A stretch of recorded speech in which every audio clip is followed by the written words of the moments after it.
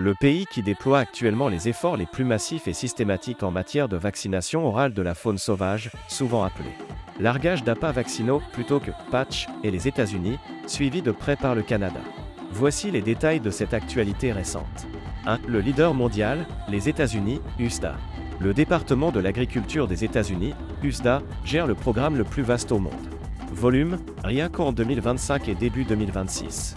Des millions d'appâts, environ 3 à 4 millions par an, sont largués sur une bande allant du Maine jusqu'en Alabama. Méthode, ils utilisent des hélicoptères pour les zones urbaines et des avions pour les grandes forêts et zones agricoles. Les gardes forestiers et techniciens complètent le travail au sol dans les parcs locaux. Actualité 2026, un programme majeur a repris en avril 2026, notamment en Caroline du Nord, pour stopper la progression de la rage chez les ratons laveurs. 2. L'actualité brûlante au Québec, Canada. Le Québec est extrêmement actif en ce moment en raison d'une remontée de cas de rage du raton laveur. Situation actuelle, en janvier 2026. Plusieurs nouveaux cas ont été détectés en Estrie, près de Sherbrooke. Action, le gouvernement a prolongé des mesures d'urgence jusqu'au 6 juin 2026, notamment des interdictions de déplacement d'animaux à Sainte-Hélène-de-Bagot.